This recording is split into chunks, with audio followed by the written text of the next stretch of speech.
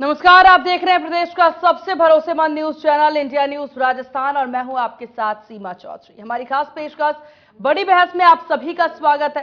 इस साल के आखिर में होने वाले राजस्थान विधानसभा चुनाव को लेकर के कांग्रेस और बीजेपी दोनों ही पार्टियों में घमासान देखने को मिल रहा है। राजस्थान बीजेपी एक बार फिर सचिवालय का घेराव करने जा रही है। 1 अगस्त यानी कि कल राजधानी जयपुर में बीजेपी बड़ा प्रदर्शन करते हुए सचिवालय का घेराव करेगी और प्रदेशवासियों को राज्य सरकार की नाकामयाबी भी गिनाएगी। महाघेराव में प्रदेश से लाखों संख्या में बीजेपी कार्यकर्ता और पदाधिकारी के पहुंचने का दावा किया जा रहा है। 9 मुद्दों को लेकर के बीजेपी द्वारा चलाए जा रहे नहीं सहेगा राजस्थान अभियान के तहत यह प्रदर्शन होगा और उसको लेकर बीजेपी ने जोरों शोरों से तैयारियां कर ली है। इस अभियान में आपको बता दें कि किसान बदहाल कानून व्यवस्था, कुशासन, पेपर लीक, युवाओं से वादा खिलाफी, किसानों से कर्ज माफी के नाम पर वादा खिलाफी समेत कई सारे मुद्दे जैसे कि महिला उत्पीड़न के मुद्दे और सुरक्षा, दलित और आदिवासी उत्पीड़न, तुष्टीकरण और भ्रष्टाचार, इन 9 मुद्दों को लेकर प्रदेश भर में मुहिम चलाई जा रही। अभियान के तहत बीजेपी कार्यकर्ता घर घर जाकर राज्य सरकार का फेल कार्ड भी बांट रहे हैं। भारतीय जनता पार्टी अध्यक्ष जेपी नड्डा नहीं सहेगा राजस्थान कार्यक्रम की शुरुआत की थी और जिसके तहत जिला स्तर पर और मंडल स्तर पर प्रदर्शन घेराव के कार्यक्रम आयोजित किए जा रहे हैं। वहीं कल होने वाले इस प्रदर्शन को लेकर दिल्ली से जयपुर तक इसकी गूंज सुनाई दे रही है। दूसरी तरफ प्रदेश सरकार भी विपक्ष पर हमला बोलते हुए सरकारी आंकड़ों के साथ जवाब दे रही है। सरकार का कहना, सत्ता में आते ही हमने एफआईआर अनिवार्य किया, इसी वजह से मुकदमे की संख्या में बढ़ोतरी हुई, अपराधियों पर लगाम लगाया। इन सब के बीच सवाल ये उठता है, क्या बीजेपी इस प्रदर्शन के जरिए सत्ता में लौट पाएगी? हमारी आज की बड़ी बहस इसी मुद्दे पर केंद्रित होगी और चर्चा के लिए हमारे साथ जयपुर स्टूडियो से कुछ खास मेहमान भी जुड़ेंगे। के निकट सरकार बढ़ती जा रही है। सरकार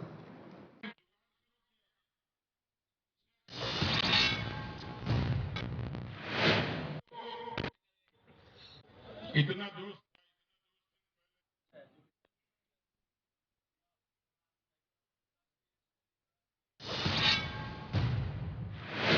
बहस का सिलसिला शुरू करें, लेकिन उससे पहले अब आपको कुछ बयान सुना देते हैं कि किस प्रकार की राजनीति प्रदेश में हो रही। जो राजस्थान का सचिवालय है, मुख्यमंत्री का कार्यालय है, उसका बहुत बड़ा घेराव कल होना है। राजस्थान में महिलाओं पर अत्याचार नंबर 1 पे है। बहन बेटियां सुरक्षित नहीं है। दलितों पर अत्याचार नंबर 1 पे है तो कहीं राजस्थान में है। और बेरोजगारी नंबर 1 पे है तो वह राजस्थान प्रदेश है। राजस्थान में जंगल राज है, कानून व्यवस्था ठप हो चुकी है। 28 तारीख को 24 घंटे के अंदर 21 घटनाएं घटी है। 24 घंटे के अंदर 28 जुलाई को 21 घटनाएं घटी है।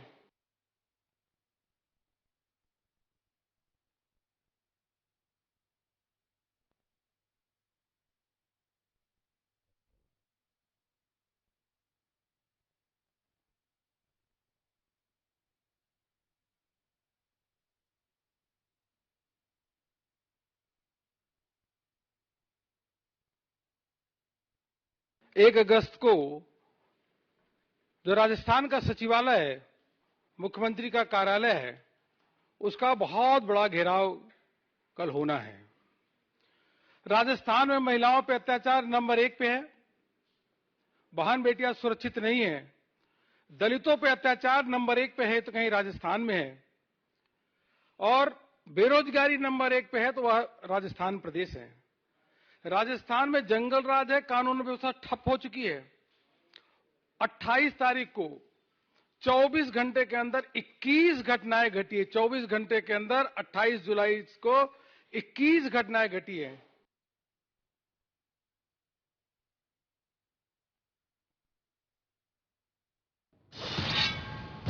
तो चलिए आज की बड़ी बहस की शुरुआत करते हैं। हमारे साथ जयपुर स्टूडियो से प्रमुख पैनल पौरुष भारद्वाज कांग्रेस नेता हमारे साथ है और निमिषा गौड़ जो कि बीजेपी नेता आज हमारे साथ। आप दोनों का बहुत स्वागत है इंडिया न्यूज राजस्थान पर। पौरू जी, शुरुआत आप ही से कर लेते हैं क्योंकि बीजेपी इस वक्त पूरी तैयारी में नजर आ रही है। अब बीजेपी तैयारी में है तो कांग्रेस किस प्रकार से अपनी तैयारी पूरी करती नजर आएगी? देखिए, मैं आपसे इस बात को कहना चाहूंगा कि भारतीय जनता पार्टी निश्चित तौर पे पिछले 10, 15, 20 दिन से कुछ कुछ सो करके जागने लगी है।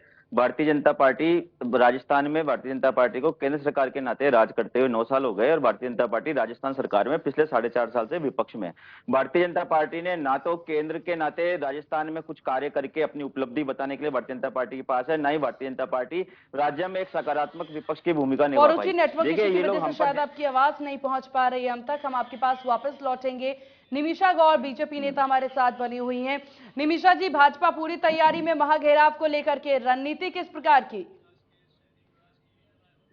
देखिए, राजस्थान की आम जनता की आवाज है और आम जनता भारतीय जनता पार्टी के इस मिशन में नहीं सहेगा राजस्थान में पूर्व साथ में, क्योंकि आज भाजपा के कार्यकर्ताओं ने पूरा ये अभियान चलाया है। क्योंकि लगातार चाहे युवाओं के मामले हो या महिलाओं के हो या किसानों के मामले हो, हर मामलों में कांग्रेस सरकार विफल रही है।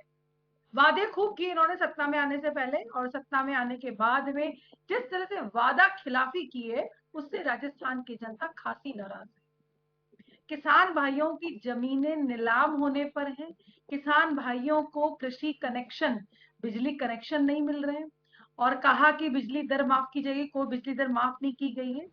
हताश किसान अपने बीज से लेकर के बाजार तक जूझ रहा है कांग्रेस की सरकार के विफल वादों में। युवाओं की बात करें तो युवाओं को रोजगार देने की बात कही थी, रोजगार के नाम पर आरपीएससी को इन्होंने पेपर आउट सरगना का मुखिया बना दिया। आज तक के इतिहास में राजस्थान में कभी आरपीएससी जैसी संस्था लिप्त नहीं रही है, लेकिन कांग्रेस ने इससे भी इनको मुक्त नहीं रखा भ्रष्टाचार से। सदस्यों से लेकर के आज मुखिया तक कार्रवाई चल रही है और जांच चल रही है और पेपर ये एक भी ईमानदारी से करवा नहीं पाए। हर जगह भ्रष्टाचार और हर भ्रष्टाचार की पराकाष्ठा ये हो गई कि युवा हमारा राजस्थान का मेहनत कर रहा है, लिख रहा है, पढ़ रहा है, मेहनत कर रहा है, परीक्षा देकर के आता है, लेकिन मंत्री जी के रिश्तेदारों को पूरे नंबर देकर के पदों पर बैठाया गया, लेकिन हमारे युवाओं के साथ में धोखा किया गया। और आधी आबादी महिलाएं न घर में सुरक्षित है, न बाहर सुरक्षित है, न अस्पतालों में है, न शिक्षण संस्थाओं में है और ना ही कहीं वो सार्वजनिक स्थानों पे सुरक्षित है। राजस्थान में कभी ऐसा नहीं देखा गया। घर में घुस करके परिवार के सामने गैंगरेप और वहीं आग लगा करके मार दिया गया। और तो और घटनाएं ऐसी हुई है जो कभी ना भूतो न भविष्यति।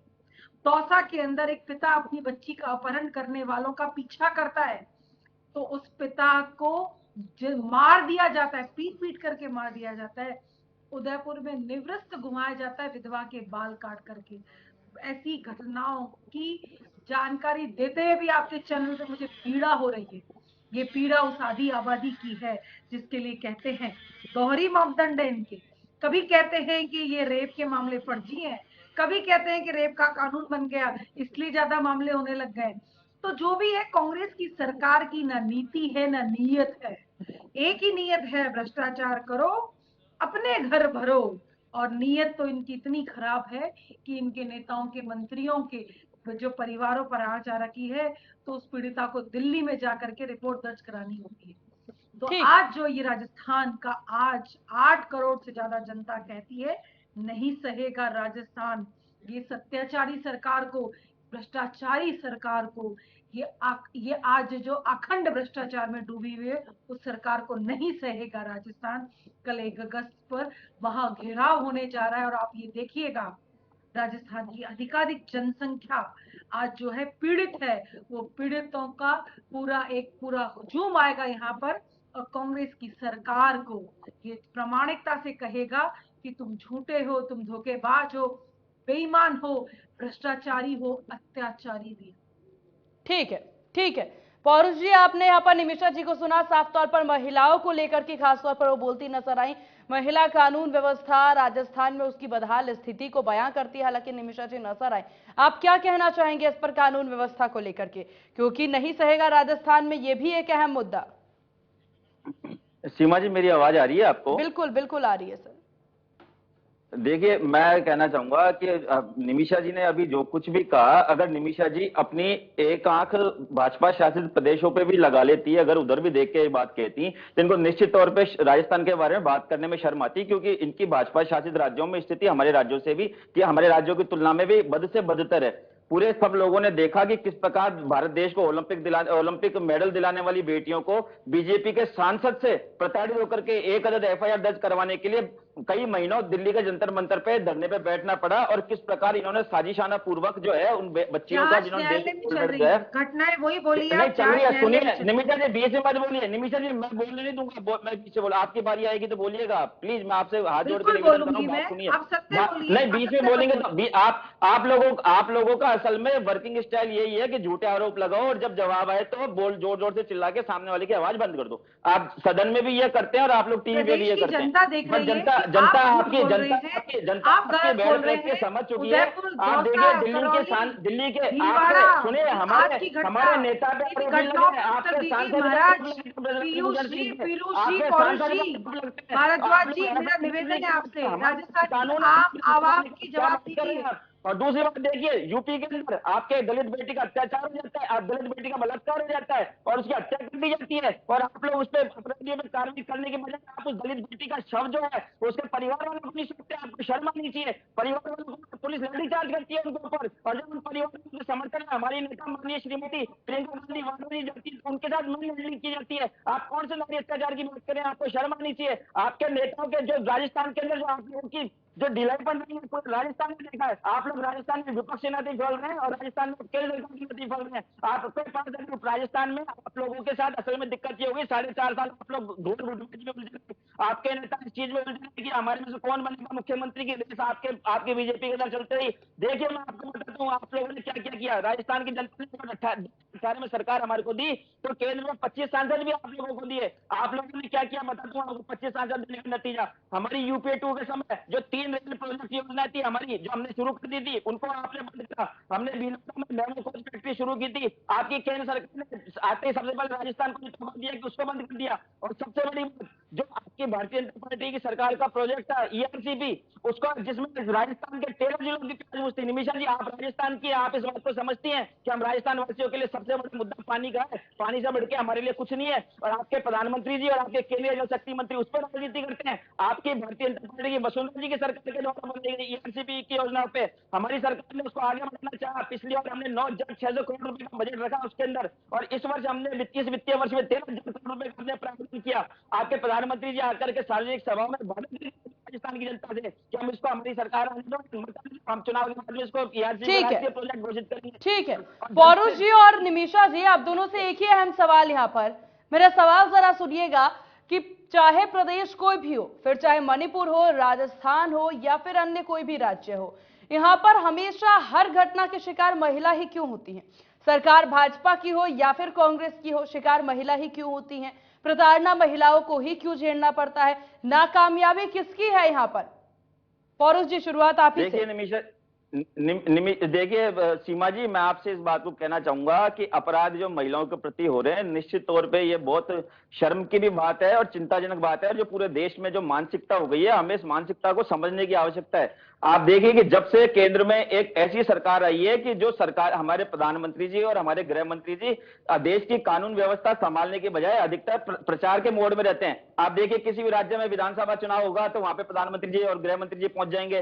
कहीं पर नगर निगम का चुनाव होगा तो प्रधानमंत्री जी और मेरे गृह मंत्री जी वहां पहुंच जाएंगे। मैं आपसे पूछना चाहता हूं कि क्या भारतीय जनता पार्टी के संगठन में माननीय प्रधानमंत्री जी को और अमित शाह जी को भरोसा नहीं है? वे क्यों नहीं भारत के अंदर बैठ करके अपने जो उनका प्रधानमंत्री जी का दायित्व और गृह मंत्री का जो उनका कानून के आंतरिक शासन व्यवस्था जो उनको संभालनी चाहिए, वे उसको क्यों नहीं संभालते? आप देखिए, ये दोनों लोग जो है देश के जो प्रमुख पदों पर बैठे हुए लोग हैं, ये अधिकतर ये प्रधानमंत्री की बजाय प्रचार मंत्री बन गए, और ये अभी तक संगठन के नेता वाली भावना से उभर नहीं पाए हैं। ये लोग ये हमेशा दौरे पर रहते हैं, इसलिए राज्य पूरे देश में एक ऐसा माहौल बन बन गया कि कोई देश में कोई शासन व्यवस्था नाम की कोई चीज ही नहीं है। और देखिए हमारे राजस्थान की आपने जैसा कि बात करी, मैं राजस्थान की और अन्य राज्यों की तुलना में ये बात कहना चाहूंगा, निश्चित तौर पर हमारे यहाँ भी कुछ % बढ़ोतरी हुई होगी, परंतु हमारे यहाँ पे हमने बाकायदा कानून बनाया हुआ है कि कोई भी महिला का कोई भी अपराधी अगर कोई भी किसी अपराध के खिलाफ रिपोर्ट दर्ज कराने के लिए नागरिक आता है तो हमारी पुलिस उसको मना नहीं कर सकती। और मैं अपनी बात के प्रमाण में एक बात कहना चाहूंगा कि जिसकी थाने में एफआईआर दर्ज नहीं होती तो उसके लिए कोर्ट में जाके इस तरह धारा गौरव जी, मुझे लगता है शायद आपको ये पता ही होगा कि राजस्थान नंबर 1 पर है। देखिए सीमा जी, राजस्थान नंबर 1 पर है, लेकिन राजस्थान में आप इस बात को समझिए कि इनके यहाँ पे ओलंपिक मेडल दिलाने वाली बेटियों की एफआईआर दर्ज नहीं होती है। अरे आप क्या बात कर रहे हैं? मैं क्या सवाल पूछ रही हूँ, आप क्या बात कर रहे हैं? हमारे जी, मैं आपसे ये बात कहना चाह रहा हूं कि हमारे आंकड़े बढ़े हैं, तो हम आंकड़े निश्चित तौर पे इसलिए बढ़े हैं क्योंकि हमारे यहाँ पे पुलिस एफआईआर दर्ज करती है हर आदमी की, जबकि इनके यहाँ पे एफआईआर दर्ज नहीं होती। और देखिए मैं आपसे एक बात और कहना चाहूंगा, ये जो आपके जो नेशनल क्राइम ब्यूरो का रिकॉर्ड है उसमें आई है, राजस्थान में पहले महिला अत्याचारों का अनुसंधान की, जो महिलाओं के साथ घटे हुए घटनाओं के अनुसंधान की जो के दिन होते थे वो एवरेज रेट 274 दिन की थी, हमने उसको राजस्थान में 52 दिन की कर दी। हमारे राजस्थान में घटना घटती है तो 4 से 6 घंटे में अपराधी पकड़े जाते हैं, इनमें और हमारे में फर्क ये है। और इनके यहाँ का सांसद लिप्त पाया जाता है, महिलाओं के साथ दुर्व्यवहार में इनके खुद के पार्टी के नेता लिप्त पाए जाते हैं, हमारे यहाँ नेता लिप्त नहीं पाए जाते। हमारे यहाँ पे अगर कोई लिप्त बाई चांस पाया भी जाता है तो उसको हम लोग तुरंत उसका इस्तीफा लेते हैं और उसको जेल में देते हैं। इतिहास साक्षी है कांग्रेस के अंदर, अगर कांग्रेस के किसी नेता पर आरोप लगा, मैं पूछना चाहता हूँ कि सांसद ब्रजराज भूषण सिंह को आप चलिए, आपने कानूनी तौर पर जो कार्रवाई चल रही थी, क्या आपने पार्टी इस तरह उसको नोटिस भेजा कि पहले देश को ओलंपिक दिलाने वाली, देश को मान सम्मान दिलाने वाली बेटियां आपके ऊपर आरोप लगा रही है, आपका इसका क्या कहना है? नहीं भेजा। कहता हूँ आपकी इस बात को, जब राष्ट्रीय पार्टी इस तरह की हरकतें करती है, अपराधियों को प्रश्रय देती है, अपराधियों को सार्वजनिक पदों पर भेजा देता है, तब जाकर के देश के अपराधियों का हौसला बढ़ता है कि जब अपराधी जाकर के देश की ओलंपिक मेडल की बेटियों के साथ छेड़छाड़ कर सकता है तो हम क्यों नहीं कर सकते? इस बात की लोगों की मानसिकता को समझना पड़ेगा। और आप देखिए मणिपुर की बात, मणिपुर जल रहा था, मणिपुर में प्रधानमंत्री जी को राजस्थान में आने की फुर्सत है, तो प्रधानमंत्री जी को देश की संसद में जाकर के देश को जवाब देने की आवश्यकता नहीं समझी। वो मुंह खोलते हैं 77 दिन बाद, जब वहां पे एक महिला को निरस्त्र घुमाया गया, उसका वीडियो जब पूरी दुनिया ने उस वीडियो को देखा, उसके बाद प्रधानमंत्री जी मुंह खोलते हैं। और प्रधानमंत्री जी की बेशर्मी देखिए आप कि प्रधानमंत्री जी उस वहां की घटना की तुलना भारद्वाज, धारा प्रवाह झूठ बोलने से सच नहीं हो जाता ना। आप महिलाओं की इज्जत की, आप महिलाओं की इज्जत पर राजनीतिक रोटियां सेकना बंद करिए। अब आप मुझे सुनिए, मणिपुर की घटनाक्रम दुखद है, राजस्थान की दुखद नहीं, आप बताइए बिहार हो, राजस्थान हो, मणिपुर हो, छत्तीसगढ़ हो, किसी भी महिला के साथ यदि अत्याचार होता है तो दुखद है, वो नहीं होना चाहिए। क्यों राजस्थान की बेटी बेटी नहीं है? पौरुष जी ठीक है, अब निमिषा जी को बोलने का मौका देंगे। पौरुष जी लगातार एक शब्द नहीं बोले, राजस्थान की बेटी बेटी नहीं है आपकी। राजस्थान सरकार में आप बैठे हैं और आपका निरंतर धारा प्रवाह, मणिपुर का चिंतन हमें भी है, चिंतन हमें भी है। इनको ये लोग कभी आपके जो चुनावी समय के अंदर किसी घटनाक्रम पर राजनीतिक रोटियां सेकने के लिए चुनावी माहौल को बदलने का प्रयास करते हैं, वो विफल है।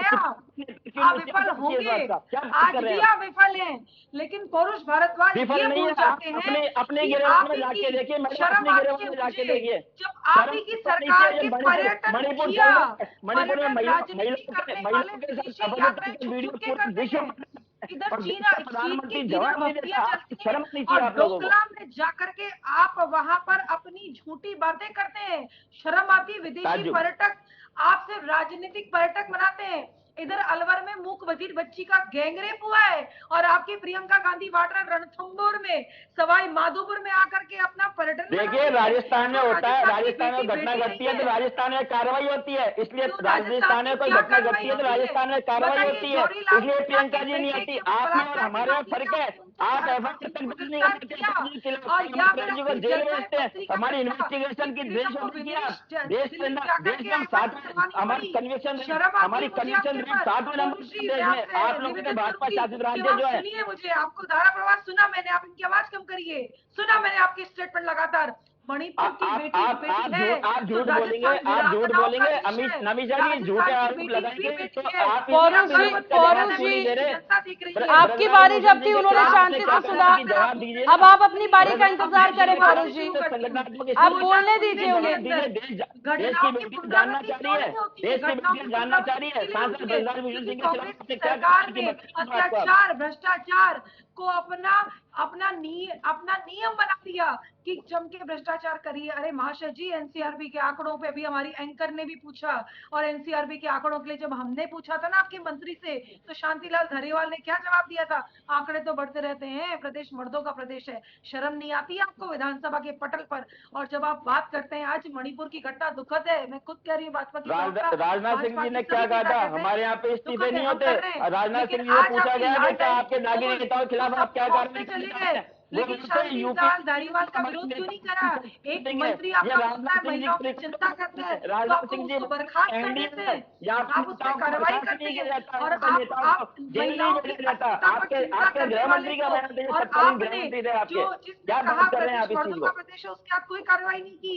आपकी विधायक दिव्या मदेरना कहती है मैं यहाँ पे सुरक्षित नहीं हूँ, तब कोई कार्रवाई नहीं की आपने सुरक्षा की। अन्य विधायकों की सुरक्षा बढ़ा दी आपने, लेकिन एक महिला विधायक जो आपके विधायक है वो कह रही मैं सुरक्षित नहीं हूँ, तो हम कहाँ से सुरक्षित? उनकी गाड़ी के आगे 2 पुलिस के एस्कॉर्ट आगे 2 पुलिस की एस्कॉर्ट चीजें चलती है। निमिषा जी जानकारी लीजिए, ड्राइंग रूम की पॉलिटिक्स करना बंद कीजिए। इसलिए धरातल पे लगातार पिछड़े रहे आप लोग 4.5 साल। निगम चुनाव में हारते रहे आप लोग, निगम चुनाव में हारते रहे आप लोग, पंचायत चुनाव में हारते रहे। राजस्थान में 8 उपचुनाव हुए। आप मुझे बता दीजिए, 2 लाख से ज्यादा केस दर्ज हुए हैं। अब बार मैं हर डिबेट में इनके सुनती हूँ कि हमने एफआईआर फ्री कर दी। पैसे कब लगते थे एफआईआर के? नहीं, मुझे लगता है आधी अधूरी जानकारी। अब सुनिए, पूर्ववर्ती भारतीय जनता पार्टी के शासनकाल में गृह मंत्री गुलाब चंद कटारिया जी ने ईमेल के माध्यम से एफआईआर दर्ज करवाने की पहल शुरू की थी। डिजिटलाइजेशन के माध्यम से हर महिला, चाहे वो गांव में बैठी हो, चाहे वो दूर दराज किसी भी क्षेत्र में बैठी हो, दिल्ली में सांसद से, आपके सांसद से पीड़ित बेटियों को एफआईआर दर्ज करवाने के लिए सुप्रीम कोर्ट को जवाब दीजिए। जवाब बनाने के प्रयास करिए। अगर आपके यहाँ पे आसानी से एफआईआर होती है तो दिल्ली के विजेता बच्चियों को क्यों धरने में बैठना पड़ा? बोलना भी कहूंगी, उसके अंदर पानी की बोतल में जिस तरह से मूत्र मिला करके पिलाने का प्रयास किया, भिलवाड़ा की घटना पे कोई आप जवाब देंगे? पौरुष जी, आज की घटना है, मध्य प्रदेश की घटना भूल गए आप, मध्य प्रदेश की घटना भूल गए, और आपके ड्रामेबाज मुख्यमंत्री जी जिसकी उम्र। पौरुष जी और निमिषा जी, ये तेरा प्रदेश मेरा प्रदेश की बात नहीं चल रही है, बीजेपी प्रदेश और कांग्रेस प्रदेश की बात नहीं चल रही है। यहाँ सवाल राजस्थान का है, तो राजस्थान से जुड़े मुद्दों पर ही बात करें आप दोनों। जी ठीक है, कार्रवाई नहीं होती है, एफआईआर दर्ज नहीं होती है, एफआईआर भी दर्ज नहीं होती है, बलात्कार पीड़िता के शव परिजनों को नहीं सौंप सकते हैं। पूरा प्रदेश देख रहा है पुलिस कि कांग्रेस का ठीक है निमिषा जी, आपने सवाल किया वो जवाब दे रहे, जवाब सुनिए अब आप। बलात्कार पीड़िता का अंतिम संस्कार दिया जाता है। आप क्या बात कर रहे हैं? पूरा देश देख रहा है इस बात को, क्या बात कर रहे हैं आप? ये तो प्रदेश मर्दों का प्रदेश है। आप बताइए, आपके मंत्री ने कहा था ना, और जब तक भाजपा महिला मोर्चा वहाँ पे बैठा नहीं, हमारे मंत्री ने किस संदर्भ में कहा था? बात को तोड़ मरोड़ के पेश करने में भारतीय जनता पार्टी को महारत हासिल है। मणिपुर पे आप लोग कुछ नहीं बोलेंगे, मणिपुर पे कुछ नहीं बोलेंगे, सांसद ब्रजराज भूषण सिंह पे आप लोग कुछ नहीं बोलेंगे, आपकी पार्टी के नेता जो महिला नेता लगते हैं उन पर आप कुछ नहीं बोलेंगे। ठीक है पौरुष जी, ठीक है, राजस्थान के ठीक है निमिषा जी, आप भी सुने। राजस्थान के कार्य आपको और आपकी जांच क्या कहती है? बच्ची आगे अपराधियों को सजा दिलवाने में हम लोग कई गुण अपराधियों के खिलाफ अपनी बहुत छोटी अपराधियों को चालान पेश करने में लगे, अपराधियों को सजा दिलवाने में लगे।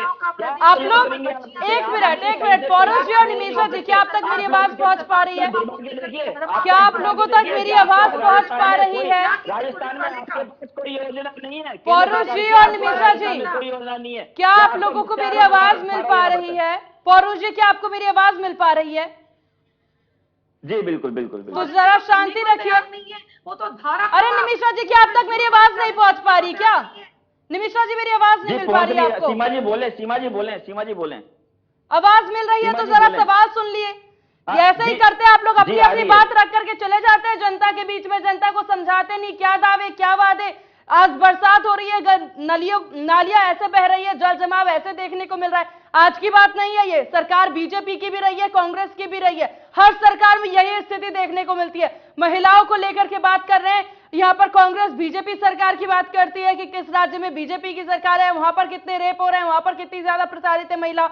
बीजेपी राजस्थान की बात। निमिषा जी आप सवाल सुने पहले, बीच में ना बोले, मेरे बीच में ना बोले आप। देखिए हमारी बहन के साथ दिक्कत ठीक ये है कि फारूक जी, हमारी बहन आप जो है, शांति वो रखिए, सत्य को आपसे झूठ नहीं, बना के पेश आपसे कर रही है। सफाई नहीं मांगा मैंने। आप सवाल सुने उसके बाद बोले, पहले सवाल जी, सुनिए। जी। यहाँ पर कानून व्यवस्था को लेकर के बात चल रही है, यहाँ पर बात चल रही है कि किस प्रकार की तैयारी है। अब यहाँ पर पौरुष जी एक चीज पर ध्यान देते हैं, एक बार फिर से मैं चुनाव पर ही आप दोनों का ध्यान ले जाना चाहूंगी। यहाँ पर बात हो रही है, भाजपा ने पूरी तैयारी कर ली है महाघेराव को लेकर के। कल भाजपा सचिवालय का महाघेराव करेगी, नहीं सहेगा राजस्थान भी यहाँ पर बीजेपी के द्वारा निकाली जा रही है। कांग्रेस की तैयारी किस प्रकार की, क्योंकि 9 मुद्दे और ये 9 अहम मुद्दे भाजपा के द्वारा देखिए उठाए जा रहे हैं, इस पर कांग्रेस किस तरह से रणनीति बनाएगी? देखिए सीमा जी, आवाज आ रही है मेरी आपको? बिल्कुल आ रही है। देखिए मैं आपसे इस बात को कहना चाहूंगा कि भारतीय जनता पार्टी जो राजस्थान में विपक्षी होने का ढोंग, मैं ढोंग शब्द काम में ले रहा हूं, जो ढोंग कर रही है, ये पिछले 4.5 साल में जब इनकी जनता ने विफलता देखी तब ये जाकर के इस तरह का प्रयास, पहले भी ये जन आक्रोश रैली के माध्यम से कर चुके हैं। जन आक्रोश रैली का राजस्थान में क्या हश्र हुआ वो सबने देखा।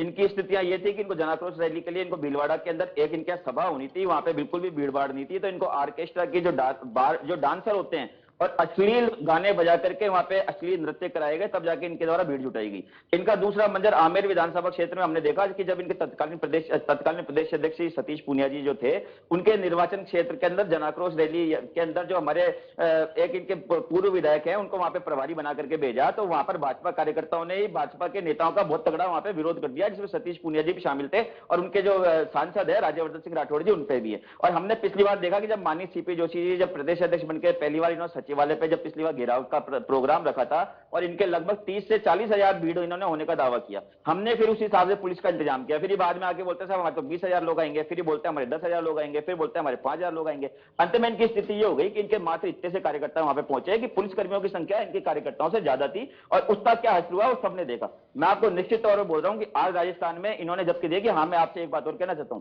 कि जब जनता त्रस्त होती है तो राजनीतिक पार्टियां जो होती है वो जनता को सिर्फ नेतृत्व प्रदान करती है, जनता को निकालने का काम राजनीतिक पार्टियों का नहीं होता है। जनता जब सरकार से आक्रोशित होती है, जनता स्वयं सड़कों पर आती है और राजनीतिक पार्टी जो विपक्षी पार्टी होती है उसको नेतृत्व प्रदान करती है। मैं आपसे दावा कर रहा हूं कि आप पूरे जयपुर में घूमिए, इन्होंने कल वाले कार्यक्रम के लिए हर गली गली में इन्होंने पोस्टर लगाए हुए हैं। आप देखिए इनकी क्या स्थिति हो गई कि इनको जनता को कल अपने प्रदर्शन को सफल बनाने के लिए इनको जगह जगह बड़े बड़े होर्डिंग, बड़े बड़े बैनर लगाने पड़ रहे हैं। मैं आपसे पूछता हूं करोड़ों रुपए निमिषा जी कहां से लेकर के आए आपने? पूरे जयपुर में, क्या पूरे राजस्थान में आपने होर्डिंग लगवाए? कहां से आप इसका पैसा लेकर के आए? क्या ये किसी नेताओं के आपने स्वयं की अपनी जेब में से दिया है? क्या भ्रष्टाचार की कमाई? सुनिए दूसरी बात सुनिए निमिषा जी आप सुनिए, सुनिए जवाब। निमिषा जी एक बार सवाल सुन लीजिए, उसके बाद आप जवाब दीजिएगा, आपको पूरा मौका मिलेगा। चुप कीजिए निमिषा जी, आपको पूरा मौका देंगे, आपको पूरा मौका देंगे। शिवाजी इनकी बारी में नहीं बोले तो इनको चुप कीजिए, इनको चुप। आप बिल्कुल सुनिए बोलूंगे आपकी सुनूंगा। सुनिए निमिषा जी पूरी लगातार नहीं, आपकी बारी नहीं है। सुनिए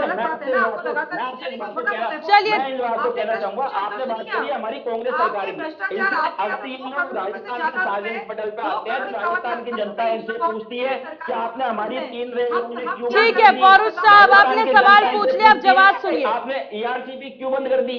ठीक है, जवाब तो आप मेरी तो बात कंप्लीट होने दीजिए निमिषा जी। आपने जो प्रश्न पूछा है आपकी बारी नहीं प्रश्न आपकी बारी में जवाब दीजिएगा। बारी जवाब आप लोगों के पास डिबेट में पेशेंस तो है नहीं, चुनाव में क्या पेशेंस रखेंगे आप लोग? जो सत्यवादी आदमी होता है वो धारा प्रवाह बोलता है। आप मनोवैज्ञानिकों से इस बात को डिस्कस कीजिए कि धारा प्रवाह वही आदमी बोल सकता है जो सत्य बोलता है। झूठ लगता है, झूठ लगता है। देखिए आपकी बीच में बोलने की आदत इस बात को परिचालित है कि आप सत्य बोल रहे हैं, आपका पौरुष साहब, आप सवाल भी आप ही पूछेंगे, फिर पूछते रहेंगे, जवाब कैसे सुन पाएंगे? पौरुष जी धैर्य रखें, आप जवाब सुने। ठीक है पौरू जी, अब जवाब सुने, उसके बाद आपको फिर मौका मिलेगा सवाल का, बीच में मत बोलिएगा। सीमा जी मेरे बीच में ये बोलते हैं, मेरी दो बात तो कंप्लीट ठीक करने है, दीजिए प्लीज। आपको आपको मौका मिलेगा बात कंप्लीट करने का, आपको मौका नहीं हुई, आप बीच से बोल गए, फिर मुझे भी मजबूरी थी मेरी बात कंप्लीट करने के लिए आपके बीच अच्छा से बोलना ठीक पड़ेगा, है, इसलिए मैं ठीक कह है। रहा हूँ मैं शांति से आपकी बात सुनूंगा। सुनिए आप मेरी, देखिए निमिषा आपने जी, मेरे आप से सवाल धैर्य पूछा रखिए, कि जरा हमारी उनके क्या सवाल तैयारी सुन है। लेते देखिए हैं। हम लोग जो है, हमारी जो पार्टी की नीति रहती है, शुरू से हम लोग सदा सकारात्मक राजनीति में विश्वास करते हैं, और हम लोग हमारी सरकारों के हमारी वर्तमान सरकार और हमारी पूर्ववर्ती सरकारों के द्वारा किए गए कार्यों पर ही हम चुनाव लड़ते हैं। देखिएगा आपके, हम कभी भी जो है झूठे आरोप लगाने में हम लोग विश्वास नहीं करते। राजस्थान में हमारी सरकार की इतनी उपलब्धियां हैं सीमा जी, आप देखिए इस बात को कि जनता जो है जनता हमारे कार्यों से गदगद हुई पड़ी है। अब मैं आपसे एक बात कहना चाहूंगा कि प्रधानमंत्री जी द्वारा शुरू की गई उज्ज्वला योजना, प्रधानमंत्री जी ने कहा था कि मैं हर घर घर में गैस पहुंचा दूंगा, फ्री में सिलेंडर बांटूंगा। इनकी स्थिति हो गई, इन्होंने पहला सिलेंडर भी एक बार भी रिफिल नहीं कराया देने के बाद में। उसको राजस्थान के यशस्वी मुख्यमंत्री और यशस्वी कांग्रेस पार्टी के, अरे निमिषा जी धैर्य आ रहे हैं, आपके पास ही आएंगे निमिषा जी।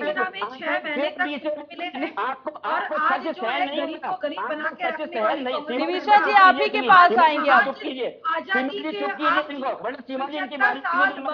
दूंगा। आप देखिए इनको पता है कि हम सत्य बोलते हैं, जब सत्य बोलते हैं देखिए किस तरीके से भोग लगती है। ये सदन में निमिषा जी क्या आपको ये भरोसा नहीं है कि आपको मौका मिलेगा, या क्या वजह आप बीच में बोल रही हैं? बस 1 मिनट रुक जाइए, आप ही के पास आ रहे हैं। बताइए। ठीक है पौरू जी, आपका सवाल खत्म हो गया, अब आप धैर्य से जवाब सुनिएगा, बीच में मत बोलिएगा।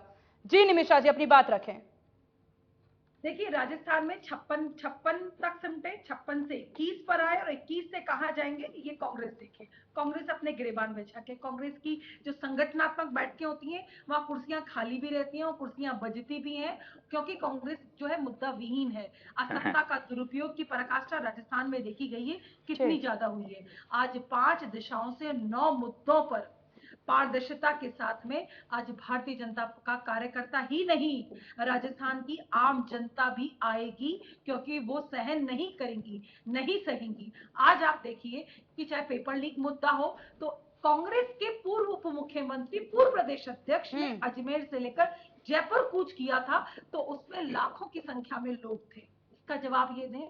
आज इनके मंत्री बर्खास्त है, वो अपने क्षेत्र में घूम रहे हैं। आज इनकी विधायक हैं, वो जो खुद को सुरक्षित नहीं मानती, वो अपने क्षेत्र में घूम रही है। तो देखिए भारतीय जनता पार्टी कार्यकर्ताओं के साथ आज राजस्थान का आम आवाम भी साथ में है। और रही बात, देखिए आपकी बात आपने बिल्कुल सही बात बोली। हमारे नेताओं के साथ भीड़ रहती है, चाहे हमारी सरकार हमारी सरकार पौरू जी आपने खुद कहा धैर्य रखेंगे, और आप लोगों के नेताओं का क्या होता है हमने अब आज धैर्य नहीं रख पा रहे, कल जब बीजेपी वहां घेराव करेगी कैसे धैर्य रख पाएंगे फिर आप? प्रदेश के आपके पूरे नेता मौजूद रहेंगे, क्या उसमें गुटबाजी की झलक नजर नहीं आएगी? आप नहीं दलित आदिवासी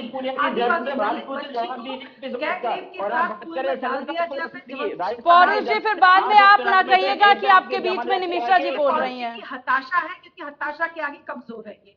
आज किसानों की कर्जमाफी, बिल्कुल आपने अपने बारे में कही बात है। कर्जमाफी के छलावे में 55 लाख हमारे किसान भाई आए हैं, और राजस्थान के किसानों ने लिख करके आत्महत्या की है कि हम जा रहे हैं, क्योंकि हमारे को अशोक गहलोत के वादे में हम आ गए थे, हमारे कर्जे माफ नहीं हुए। और बाजरे को हरियाणा में जाकर के बेचने को मजबूर है किसान भाई हमारा। न तो किसान भाई के पास न कर्ज माफी है, न बिजली है। मुझे लगता है कि भाजपा नेताओं के साथ साथ हमारी बहन निमिषा जी जो है ड्राइंग रूम खोल सकती है। और मिनी राजस्थान के सहकारी बैंकों को 15,000 करोड़ रुपए की राशि के किसानों के कर्ज हमारे द्वारा माफ कर दिए गए हैं। किसानी के मामले में जो राजस्थान की दर है पूरे भारत के किसानों में सबसे ऊपर है। राजस्थान में किसानों को बीज, खाद और कृषि उपकरण खरीदने के लिए बिना ब्याज के लोन राजस्थान सरकार उपलब्ध करवाती है, और आप बात करते हैं किसानों के ऋण की। मैं आपसे पूछता हूँ कि हमारी सरकार के द्वारा राष्ट्रीयकृत बैंक के कर्जों की सूची मांगी गई, आप किसानों को टैक्स हमें किसानों की सूची क्यों नहीं सौंपते? इसका जवाब दीजिए आप हमारे सरकार के मुखिया, कांग्रेस की सरकार के सरगनाओं के साथ रिलेशन, और तो और आतंकवादी 76 लोगों की हत्याएं कर दी। उन आतंकवादियों को सही पैरवी नहीं होने के कारण छोड़ा गया, और तो और कांग्रेस भारतीय सरकार जनता पार्टी की कमी है। देखिए, भारतीय जनता पार्टी की सरकार थी, आपकी पुलिस ने इन्वेस्टिगेशन नहीं की ढंग से, कोर्ट के न्यायालय के फैसले की गलत व्याख्या मत की। उसमें न्यायालय ने यह बात कही है कि उस समय की तत्कालीन पुलिस ने फाइल में फैक्ट मौजूद नहीं है। यहाँ पर पुलिस ने फैक्ट मौजूद नहीं किए। भारतीय जनता पार्टी की कन्हैया लाल कन्हैया लाल के अपराधियों को आइडेंटिफाई करने वाले सरकार छोटी रहती है, भारतीय जनता पार्टी की सरकार इन्वेस्टिगेशन नहीं करती। और उदयपुर में देखिए आप गलत हत्या कर दी जाती है, छिन गई है, लेकिन यहाँ तुष्टीकरण की सरकार है, यहाँ यहाँ पर करती है। और त्योहार है तो यहाँ पर धारा 144 एक साल में उसकी चार्जशीट पेश नहीं जय होती। श्री राम के भारतीय नारे जनता करने पार्टी के वाले नेताओं के साथ उदयपुर के मंदिरों को हत्याकांड के जो अपराधी है उनकी भारतीय जनता पार्टी के नेताओं के साथ फोटो होती है। धार से काट दिया जाता है और यहाँ पर दंगे कराए आप जाते हैं। उनके खिलाफ कार्रवाई क्यों नहीं करते? और रामनवमी के त्योहार पर धारा 144 लगा दी जाती है। ना जोधपुर छूटा, ना करौली छूटा, ना जयपुर छूटा। एकदम सरकार जो है तुष्टीकरण की सरकार है। सरकार एक तरफा व्यवहार कर रही है। चलिए, और ठीक इधर है, देखी जाती ठीक है निमिषा तो जी। दूसरी तरफ बात करें तो कांग्रेस से आज राजस्थान का आम आवाम बोलता है नहीं सहेगा राजस्थान, कि हमारा नहीं, राजस्थान की आवाज की मुहिम है। यह राजस्थान का अभियान है जिसमें 8 करोड़ जनता का दर्द है जो कि कांग्रेस की सरकार ने दिया है। ठीक है, चलिए, ठीक है पौरुष जी। यहाँ पर निमिषा जी ने तमाम वो मुद्दे गिना दिए, तमाम वो बातें बता दी जो राजस्थान सरकार की नाकामयाबियों को लेकर के जो बीजेपी महाघेराव की बात करने वाली है, वो सारे मुद्दे यहाँ पर गिना दिए। कांग्रेस जो है बस यही कहती नजर आ रही है कि भीड़ नहीं जुटा पा रही है बीजेपी जो है वो अब दमदार प्रदर्शन नहीं कर पा रही है। क्या होगा अगर इस चुनाव में बीजेपी बाजी मार जाएगी तो? देखिए सीमा जी, ये एक हाइपोथेटिकल क्वेश्चन है, एक काल्पनिक सवाल है जिसका कोई जवाब नहीं होता। क्योंकि मैं इस बात के लिए कहूंगा कि राष्ट्र की लोकतंत्र में जो होती है वो जनता ही सर्वोपरि होती है, जनता का फैसला ही सर्वोच्च होता है। आप देखिए राजस्थान के अंदर जो पिछले जब इनकी वसुंधरा जी की सरकार थी उस समय लगभग 5 उपचुनाव हुए थे, जिनमें से 3 या 4 उपचुनाव हमने जीते थे, भारतीय जनता पार्टी सिर्फ 1 पे जीती थी। हमारे यहाँ पे हमारे कार्यकाल में 8 उपचुनाव हुए राजस्थान में, जिसमें से आप देखिए कि भारतीय जनता पार्टी को सिर्फ 1 पर विजय मिली। और जहां पे देखिए बीच में बोलिए निमिषा जी, इनको सिर्फ 1 पर जीत मिली और उसके वो भी एक इनकी जीती हुई सीमा रानी कुशवाहा, उन्होंने भारतीय जनता पार्टी की नीतियों को गलत बताते हुए कांग्रेस ज्वाइन कर ली, इनकी एक जीती हुई जो भी। दूसरी बात, एक स्थान पे इनकी जमानत जब्त हुई, एक स्थान पे ये तीसरे नंबर पे रहे। तो आप लोग, और राजस्थान में नगर निगम का चुनाव हुए उसमें कांग्रेस की बढ़त है, राजस्थान में पंचायत चुनाव हुए उसमें कांग्रेस की बढ़त है। तो जनता लगातार हमसे संतुष्ट है। जनता लेकिन देखिए पौरुष जी, जिस तरीके से राजस्थान की मतलब अगर राजस्थान के पूरे चुनावी दौर को देखा जाए, हर बार सत्ता पलटी है, इस हिसाब से सवाल पूछा गया था आपसे कि जैसे कि हमेशा होता आया है, एक बार बीजेपी एक बार कांग्रेस, क्या वही चीज इस बार भी देखने को मिल सकती है या फिर यहाँ पर सत्ता पलट हो सकती है, या कांग्रेस जो दावे जो वादे करती नजर आ रही है कि कांग्रेस ही काबिज होगी? इसको लेकर के ये सवाल था। हालांकि तैयारी यहाँ दोनों ही दल करते नजर आ रहे हैं, लेकिन जनता किससे संतुष्ट होगी ये भी देखने वाली बात होगी। फिर भी देखिए, अगर यहाँ पर पौरुष जी बात बीजेपी की जाए, बीजेपी तरह तरह की रणनीति बनाती नजर आ रही है। कर्नाटक चुनाव से भाजपा कई तरह की सीख लेकर के अब उसी रणनीति को राजस्थान में अपनाती नजर आएगी, उससे आप कैसे बचाव करेंगे अपना?